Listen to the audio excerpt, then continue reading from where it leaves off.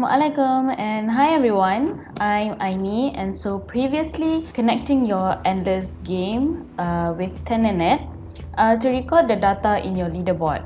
So for today, we will continue with implementing multiplayer features using Photon and also insertion of an extra surprise element. So to start off, we need to have a Photon account. So go to the www.photonengine.com and what you need to do is you need to sign in or you need to sign up your own account. There will be a sign in button here or login button. So once you have signed in, it will redirect to your dashboard that you have created. So this is my dashboard. Here I have created my own games for multiplayer. So in order to create one, you can just click here on the create new app, and this is where you can just simply select PUN at the Photon type and insert your game name as such, endless run. So this is an example. So once you have keyed in, all you have to do is click create. So once you have clicked create, it will create the game on your dashboard. And for like mine, this is endless running Aimi. And what is important that you need to do is that you can just, this is the app ID. It doesn't seem like it's finished, but you have to click on it. And all you have to do is copy, like Control C, or you can just copy. And this app ID is important for an insertion later in Unity later on. So now we have done that, the next thing that you need to do is go to the Unity store and Unity Asset Store and search for PUN. So here you have to select the PUN2-free. So select this for free asset and just add to my assets, and you can just import it in Unity later on. So once you have import in asset, just click on open in Unity.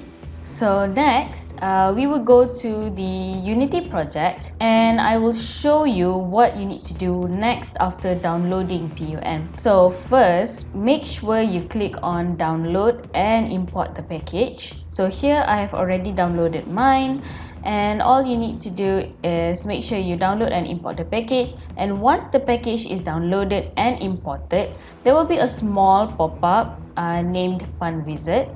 So this is the Pun Wizard pop-up. All you have to do is the app ID that you have copied earlier, just paste it here and click on Setup Project, and then you are good to go.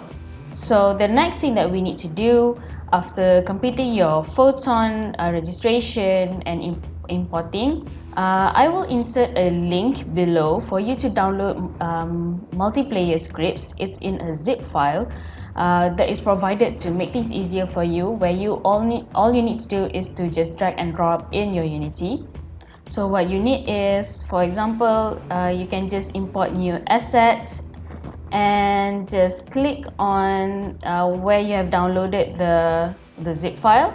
Once you have extracted it, there will be these two scripts. So just select both and just click on import for you to later on integrate in your Unity. So that's another way is that you can just drag and drop from your folder, or you can just do like earlier, which is import new asset.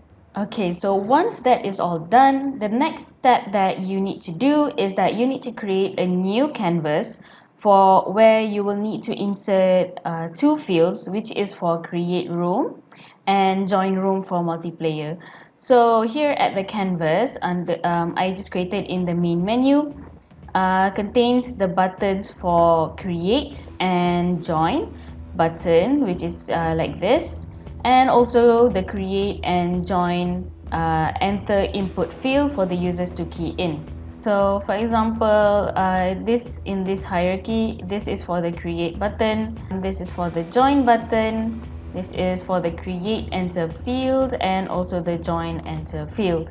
Okay, so once all the button is created, next we will need to create two new game objects, which are named connect to server, or here I renamed it to game server, and also create and join server.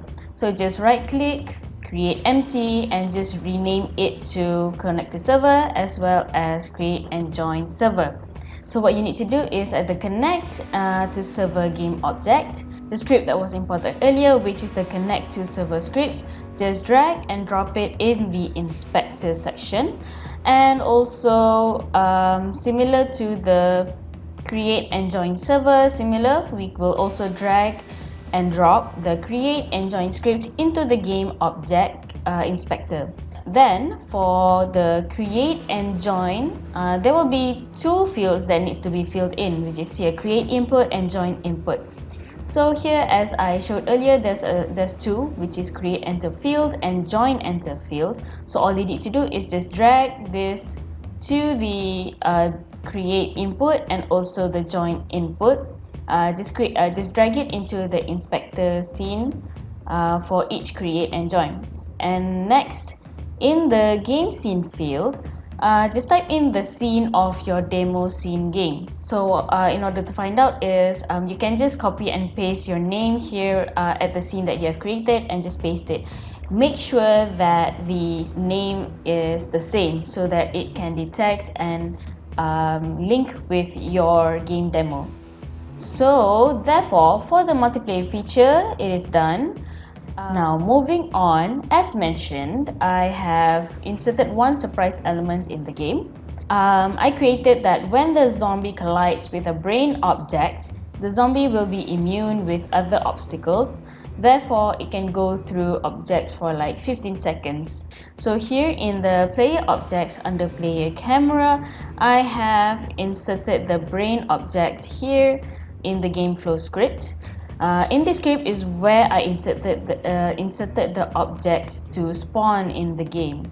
So it will be spawned at a certain range, and then because since it's a power up, it will only spawn every few times instead of multiple times in one go. So therefore, once the zombie has collided with the brain, it can go through the objects and the collider will be turned off. So in this timer script, I have created an on trigger answer function for power up, that if it's collided, it will initiate the off collider for 15 seconds. So I only did one surprise element. You can create more than one. So finally, the next step is to build the exe file for the game, so we can run both games at the same time to see if the multiplayer function is working.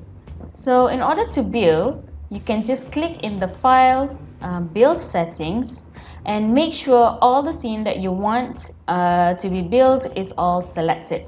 You can just click on build or build and run and save in the folder that you would like. So once that is done, you can just wait for the game to build.